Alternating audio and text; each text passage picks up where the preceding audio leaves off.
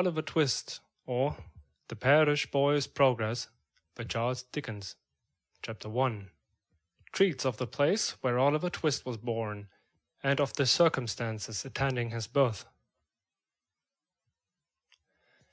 Among other public buildings, in a certain town, which for many reasons it will be prudent to refrain from mentioning, and to which I will assign no fictitious name, there is one anciently common to most towns, great or small, to wit, a workhouse.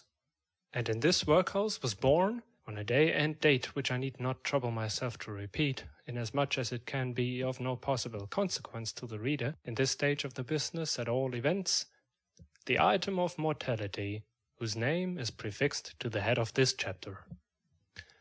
For a long time after it was ushered into this world of sorrow and trouble by the parish surgeon, it remained a matter of considerable doubt whether the child would survive to bear any name at all, in which case it is somewhat more than probable that these memoirs would never have appeared, or if they had, that, being comprised within a couple of pages, they would have possessed the inestimable merit of being the most concise and faithful specimen of biography extant in the literature of any age or country.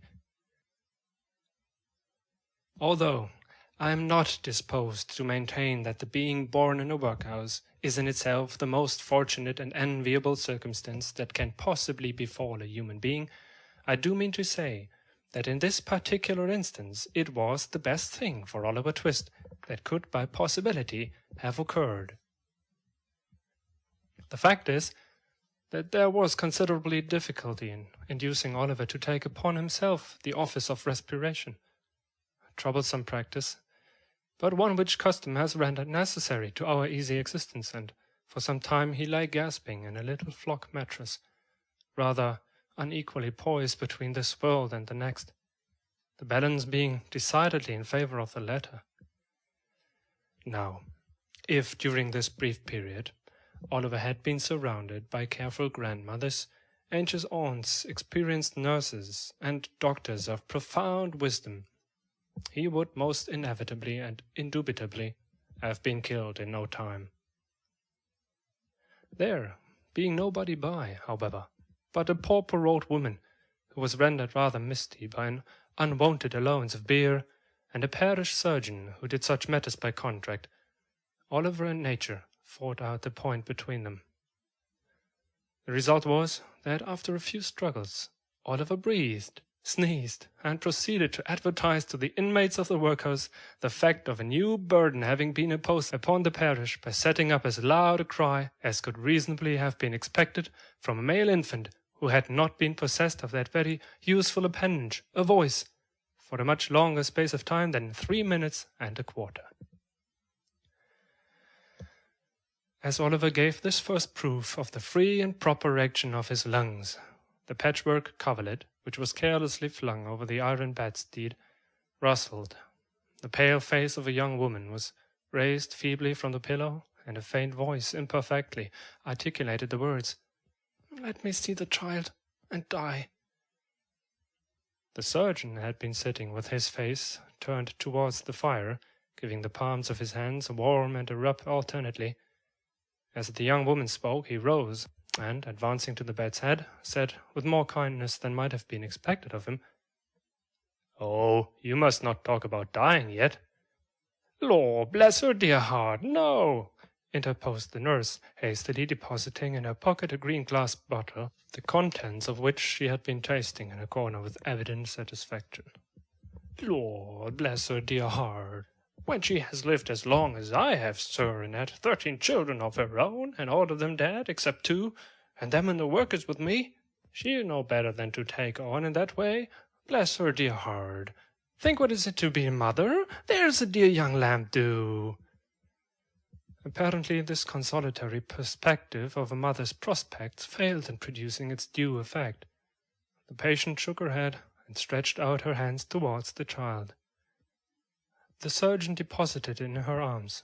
She imprinted her cold white lips passionately on its forehead, passed her hands over her face, gazed wildly round, shuddered, fell back and died. They chafed her breast, hands, and temples, but the blood had stopped forever. They talked of hope and comfort. They had been strangers too long. "It's all over, Mrs. Thingummy," said the surgeon at last. "Ah, poor dear, so it is," said the nurse, picking up the cork of the green bottle which had fallen out on the pillow as she stooped to take up the child. "Poor dear." "You needn't mind standing up to me if the child cries, nurse," said the surgeon, putting on his gloves with great deliberation. "It's very likely it will be troublesome. Give it a little gruel if it is." He put on his hat, and pausing by the bedside on his way to the door, added, "She was a good-looking girl, too." "Where did she come from?" "She was brought here last night," replied the old woman. "By the overseer's order. She was found lying in the street. She had walked some distance, for her shoes were worn to pieces.